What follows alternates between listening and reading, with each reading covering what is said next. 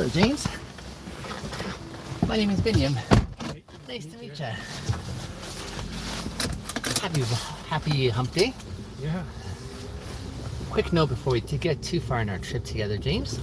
In my Uber, I live stream, so just wanted you to have a heads up so you don't spill all the company secrets. Okay. Unknowingly.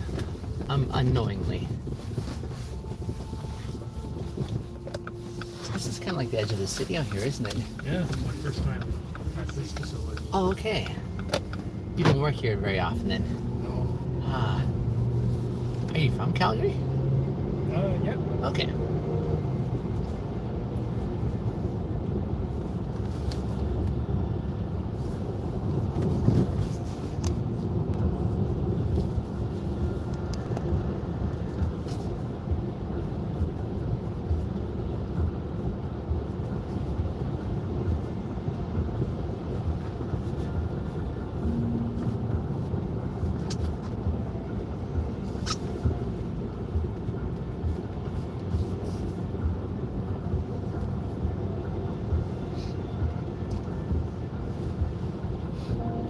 So you live stream on YouTube or On something? YouTube. Yeah, got it. Yeah. Yeah, it's a bit of a... I don't know if this has ever been done before, this idea where there's a lot of videos online, about people's Uber experiences from the drivers and the passengers' perspective. I've contributed my own fair share in a different way that I like sharing a lot of the experiences and conversations I get to have with riders. But I thought it'd be kind of neat to do it in the moment, just showing how cool it is when we have the opportunity to connect with others along the way. It's been a lot of fun though.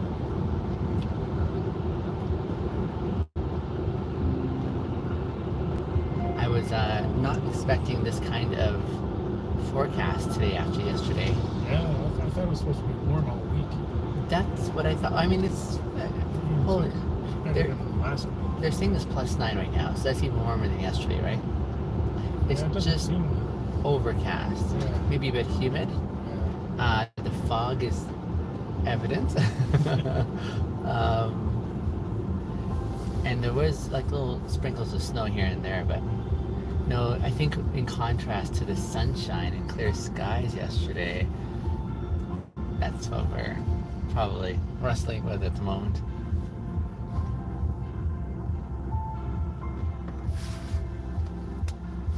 So coming out here, does it feel like a field trip? Yeah. Yeah, Yeah. a little excursion from maybe the other work context you're in. Yeah. Sure. And it probably feels that way because you don't get to do it as often. Yeah. Yeah.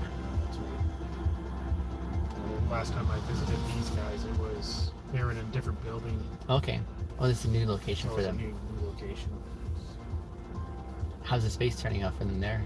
It's 3 times bigger than what they came from, so but they've grown into it already. Oh, I see. So while they're happy, they're already feeling the growing constraints. Yeah. Okay. Which means business is good? Yeah, I would think. Yeah. Cool. Yeah, the warehouses out here, like, there's some pretty massive ones. In fact, just over to the left side here, if you can believe it, they're almost right beside each other. There's like 3 different Amazon fulfillment locations. Oh, really? And you know how massive those are. Yeah. Massive, right? So 3 of those that are over here. Over in the north side of the city, the northeast side, I should say, there's probably 3 more over there. So, yeah. And just as monstrous size that these buildings are, when you go inside them and just see for days, yeah, it's amazing. Yeah, I live up in the far northeast. Yeah. Up in Cornerstone. Yes. Right up by... Right in the very corner there. Like you go towards Deerfoot, Yeah. over in that area, Yeah. there's warehousing going up everywhere. Like a ton of warehousing. Crazy. This is Glenmore here. Even when you cross over the highway on the other side of 201 there, there's a few there too. Like, yeah. I guess business is good in some ways, perhaps, whereas downtown is experiencing like issues with vacancies and so on. Yeah. We've got all these places out here that are taking up residence and space, and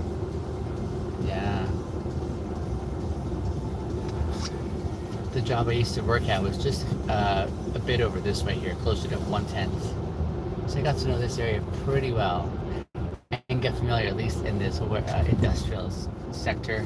Yeah.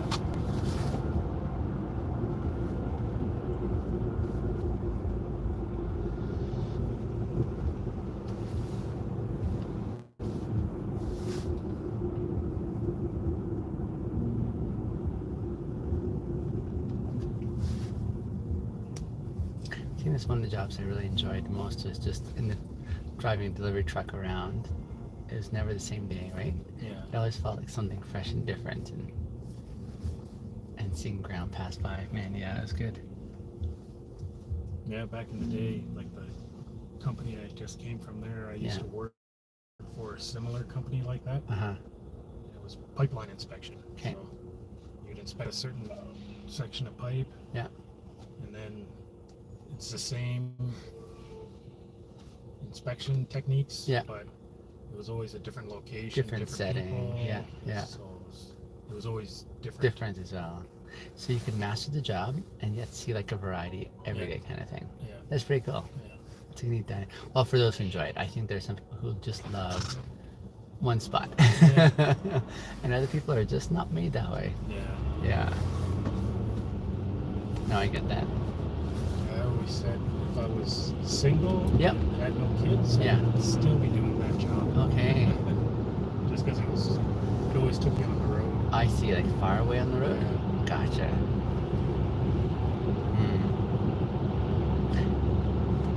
I've met quite a few business people in my time now driving for Uber, and the ones who do a lot of traveling, like flights out every month or week kind of thing, and they tell me it gets old really fast.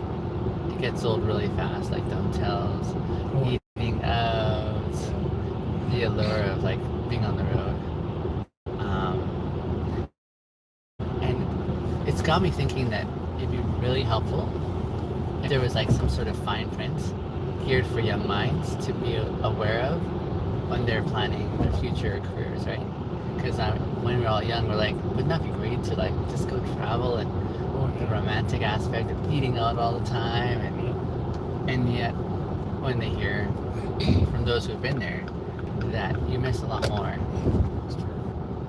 I had some good times though. I would do it. I was my own boss, so to speak. Like I got to set my own schedules. Your independence. I remember doing a project around Bisbee, Arizona, inspecting pipe. Okay. The head office was back in Houston, and Houston said, "Okay, we need you back on Friday." Yeah. So I can't be back on Friday. I can be there Saturday. Yeah. I have to do this project-related stuff. I said, "Okay, no problem." And then I rushed, did a good job. Yeah. Cleared up all my paperwork. Yeah. And then I had Friday off, and I went to Tombstone to do some touristy stuff. Right? Yeah. Just to take advantage of it. Yeah. That's brilliant. Autonomy, independence, some beautiful aspects in a job context that I've come to really appreciate, as opposed to being like micromanaged. And yeah.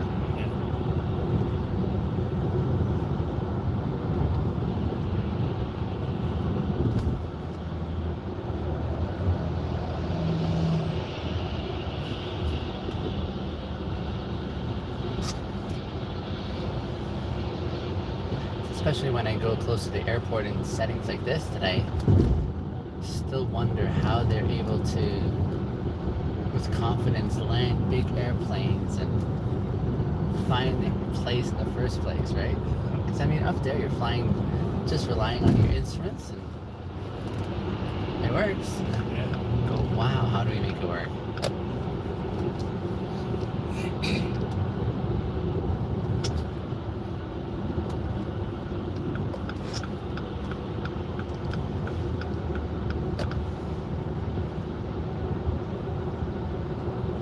Busy day for you so far? You know, today's been a fairly slow day so far. Oh yeah? Yeah.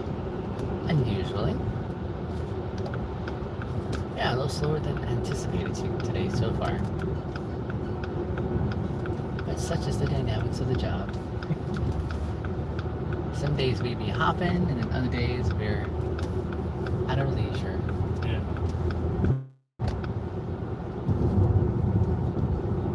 You're heading back to the office, I presume?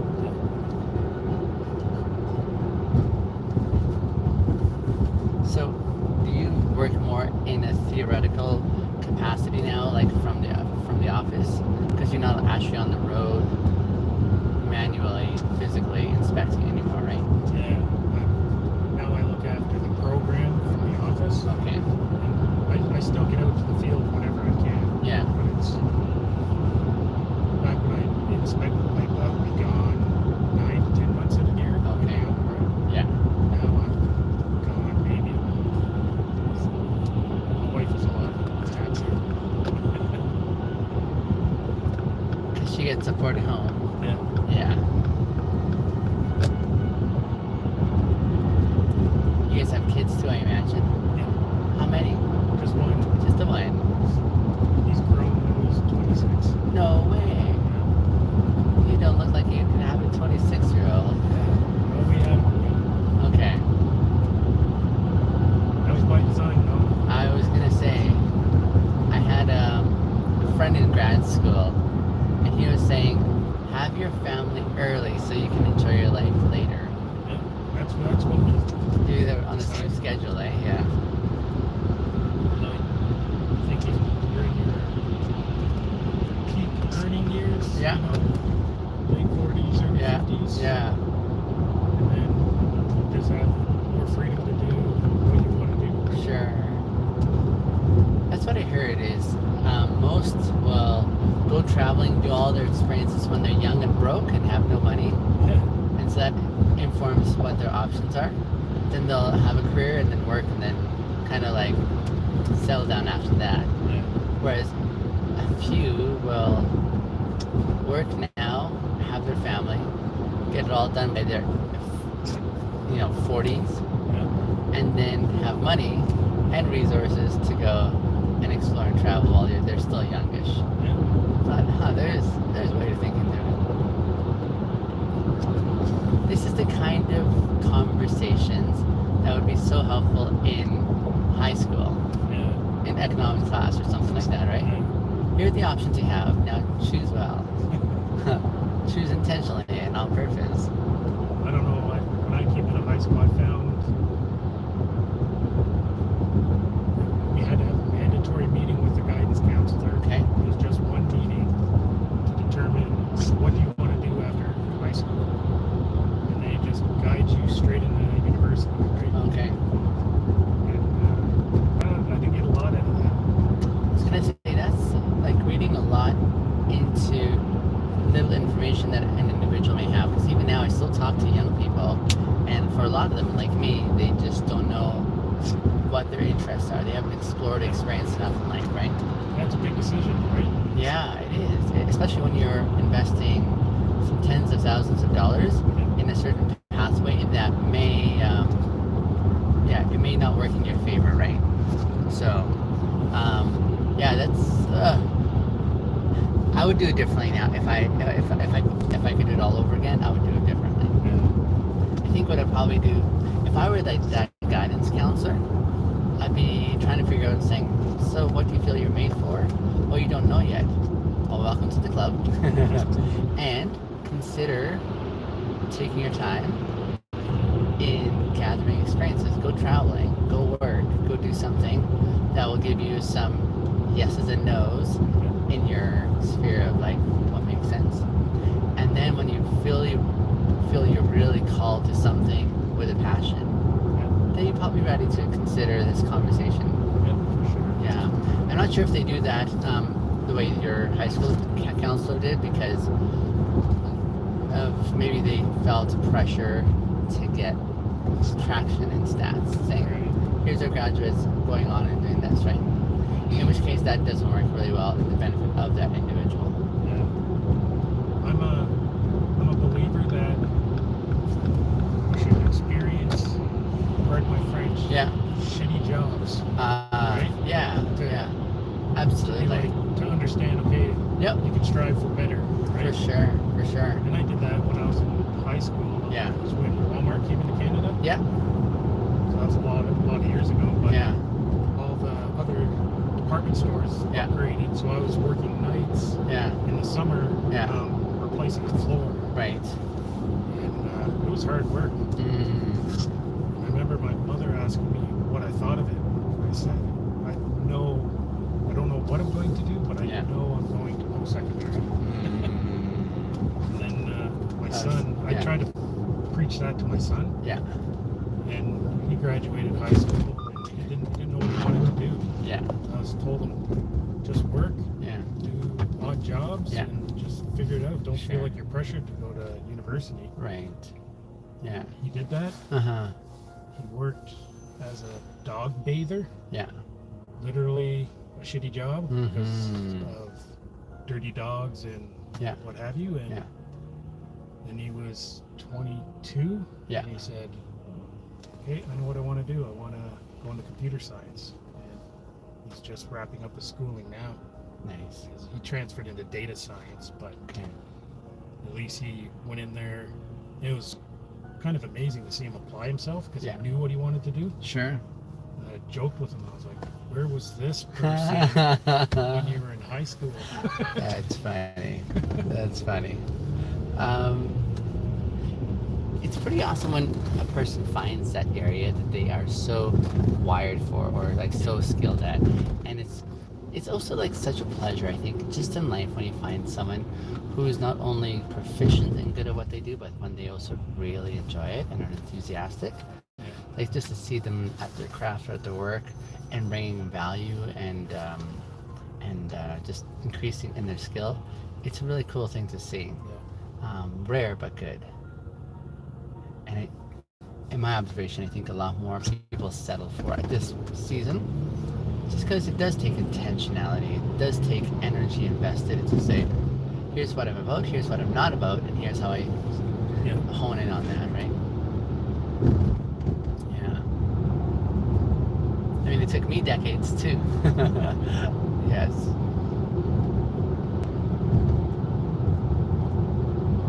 You can't even see the city of Calgary from here, can you? Usually you're just driving this way and you can see all the towers, but no, not at all. It's shrouded. So I imagine even in the towers they can't see much. They're just engulfed in it, right? Yeah. So what did you do your master's in? Theology. Okay. Yeah. Once upon a time, I went the route of trial by error or process of elimination in my undergrad. So I started in business with accounting, and at the end of that degree, I said, "This is not where I want to commit my life." So then I went back for sciences, which I knew I didn't enjoy, but I thought maybe I can. I'd want to be in medicine. Hard work, not opposed to hard work, but I thought I'll just learn everything I need to learn, finish that, and then do the job. But then I found out at the end of that degree that doctors still love and have a blast doing further sciences. And I said, nope, it's not what I signed up for. And then I discovered the arts with English and philosophy specifically, where I honed in, and I fell in love. And I'm like, this is where I should have been all along. Yeah. Master's in theology, that's on like religion? That's right. Yeah, the study of religions and people's convictions. Man, fascinating area, even to this day. I do a bit of reading on stuff like that. Right now I'm reading on my Kobo when I ride the train, but it's the Nag Hammadi library. Oh, okay. So the Gnostic scriptures, I guess. Amazing. Yeah. The pseudo scriptures. Yeah. Okay.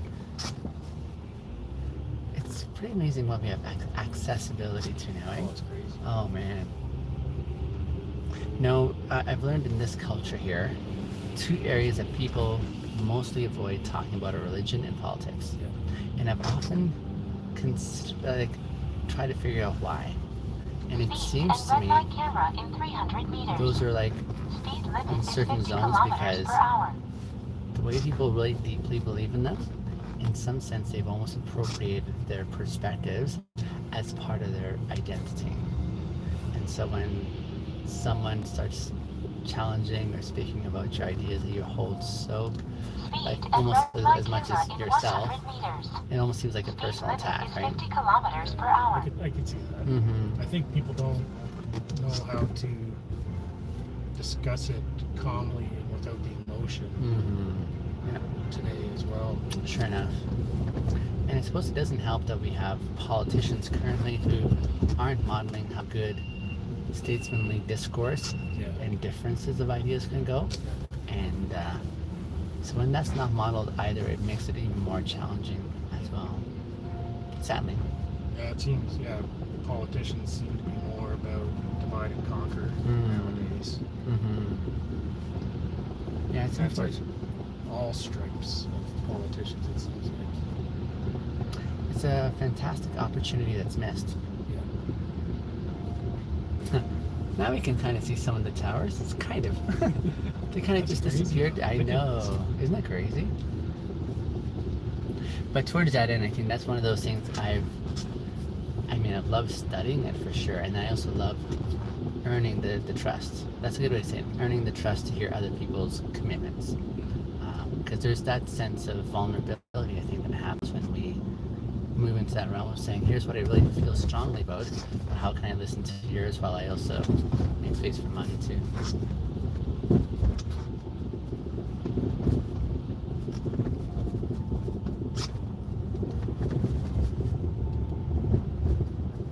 So for you and your wife, you guys are almost in an empty nesting season, eh? Yeah, almost. Yeah. My son's still he goes to USC, should be finished this year, Okay. or like April, I guess. Yeah.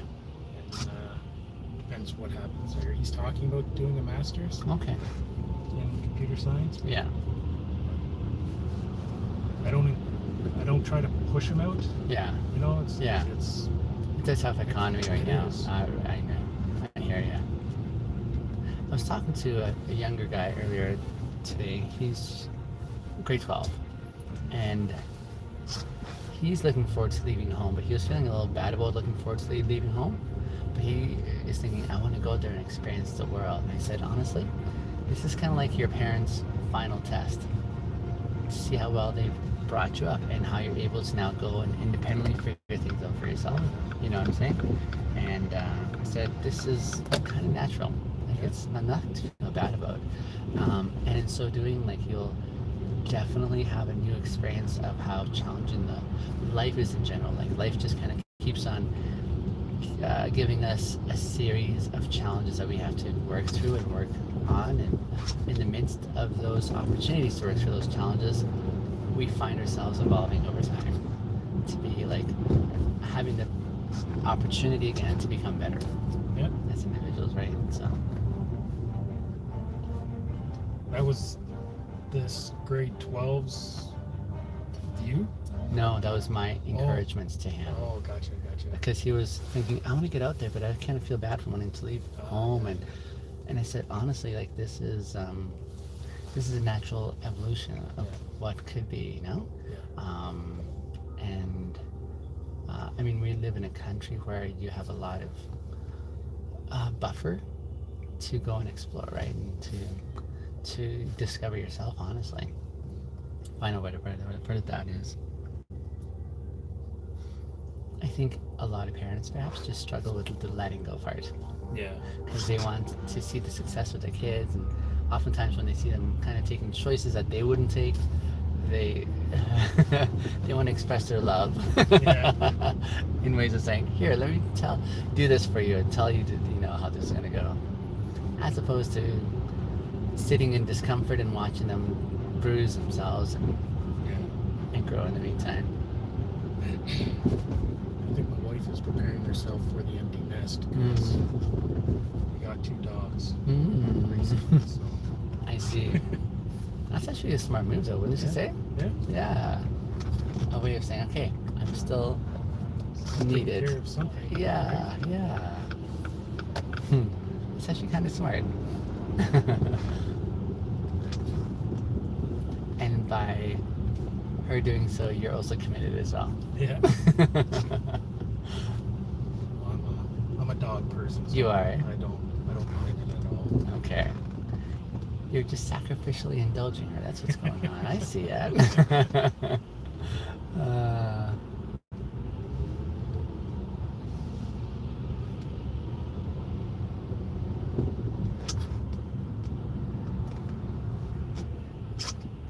Seeing all these delivery drivers downtown here.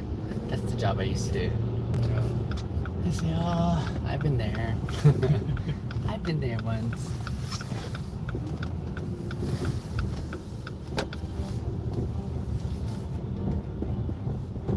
Oh, crappy.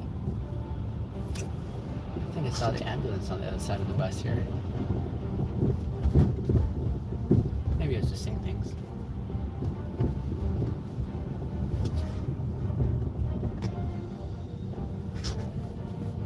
So are you halfway done your day or more than halfway done? Oh, I'm more than halfway. More than halfway. If you needed any reason to just finish early, you have my permission. You can just tell your boss, your Uber driver, okayed it, and he'll understand. Tomorrow. That's a lesson I've had to learn along the way too. Yeah. Even just because physically I've always been energetic and full of ability, and so I've pushed myself for many years, and now just thinking in that sort of mind frame that says, just because I can, it doesn't mean I should. Yeah. Yeah. COVID helped me with that mindset. Okay. Because you're working from home and Yeah. you could easily work into the evening. And Yeah. I had to set boundaries for myself. Okay. And I just carried those on. That makes sense. That makes sense. Appreciate the drive and My chat. pleasure. Nice to meet you, James. Yeah. Hope to see you again along the pathway. Yep. You take care. I will, man. Bye. Oh, wow. I'm off to pick up another rider. And she is quite a ways away, so I have to hustle over to do that. Hi, friends. Good to see you on the live stream. I will catch you on the next...